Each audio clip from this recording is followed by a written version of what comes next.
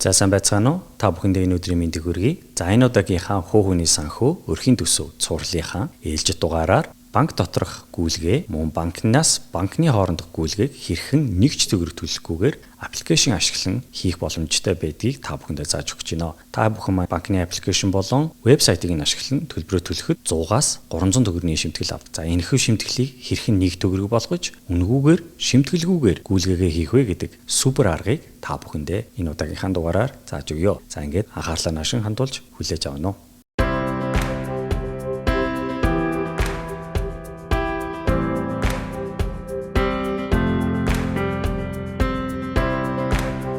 За тэгэхээр бидний танилцуулах байгаа аппликейшн бол Super App. За энэ аппликейшнийг та бүхэн маань мэдж байгаа. LendMan аппликейшны дараагийн хувилбар байгаа. Тэгэхээр хэрвээ та бүхэн маань Super App-ыг ашигладаг, хэрэгэлдэг болвол энэ үйлчилгээг шууд аваад эхлээрэй. За хэрвээ хэрэгэлдэггүй болвол App Store юм уу? Тэгвэл Android-ийн Google Play Store-оос татаж аваад өөрийнхөө бүртгэлээ баталгаажуулаарай гэж хэлэхээр байна. За тэгээд бүртгэлээ баталгаажуулсны дараа ингээд таны ерөнхийдөө зэс маань ороод ирнэ. За энэ дээр бол өөр үйлчилгээнүүд, дэлгүүр үйлчилгээнүүд бол байдаг те, гар утсаа цэнэглэгч гэдэг юм уу те. За бидний өнөөдөр хийх зүйл маань бол Super App аппликейшнийг ашиглан аппликейшнаа цэнэглээд за цэнэглэснийхаа дараа эндээсээ шууд бусдад юм уу өөрийнхөө данслуу одоо шууд шимтгэлгүйгээр банк орондын гүйлгээг хийх гэж байгаа оршиж байна. За тэгэхээр бол яах вэ гэхээр та бүхэн маань эхлээд энэ кнопк дээр дарна. За тэгэхээр бол энэ дээр цэнэглэх, шилжүүлэх энэ төргээд бүх хэсгүүд нь гараад ирж байна те. За тэгэхээр одоо энэ дээр цэнэглэх гэдэг кнопыг дарах шээ. За ингээд цэнэглэлнэ гэхээр зээлээр, дансаар, картаар. Тэгэхээр картаар гэдгийг сонгоно. За дансаар бол зээлээрийнхэн бол мэдээж хэрэг төлбөр авна те. За тэгэхээр картаар гэдгийг сонгохоор та бүхэн маань бол мэдээж хэрэг энэс өмнө өөрийнхөө картыг бол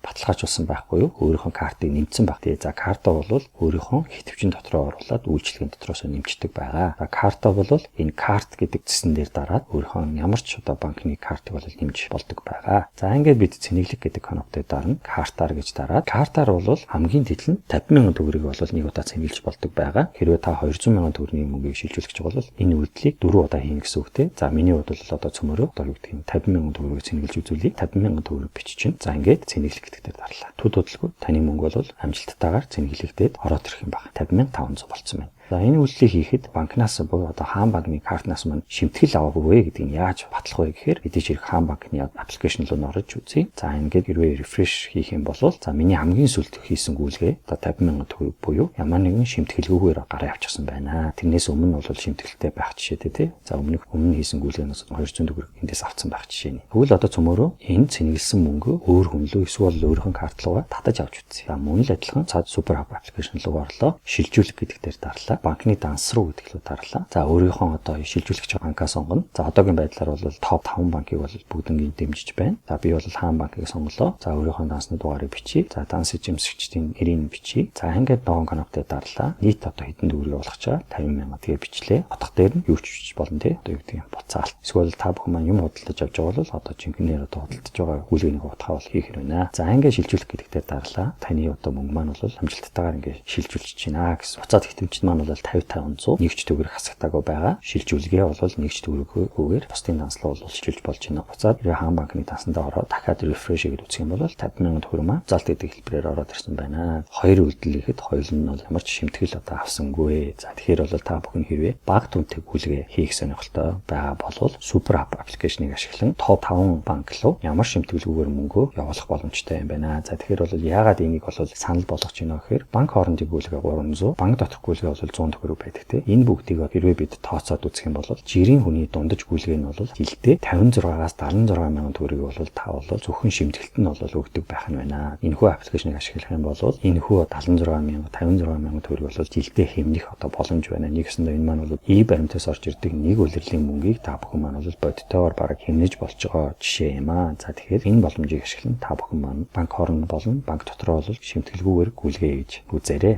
За энэ болон бусад мэдээллийг хэрвээ та бүхэн маань авахыг хүсэх юм бол манай хувьцаа зэгээмэний сургалтууд болох Binance, Bitcoin-ийн сургалтууд, хөрөнгийн биржийн хувьцаа хэрхэн худалдаж авах вэ? Анхан шатны сургалт, Гиндүсв өөрийн хөрөнгөө хэрхэн орлого зарлахаа бүртгэх вэ гэдэг сургалтуудыг манай хувьцаа зэгээмэн гэж орж авч болно. Эсвэл манай Facebook, YouTube хуудасаар та бүхэн маань дагснаар шин мэдээллүүдийг авах боломжтой. За ингээд дараагийн дугаар хүртэл түр баяртай.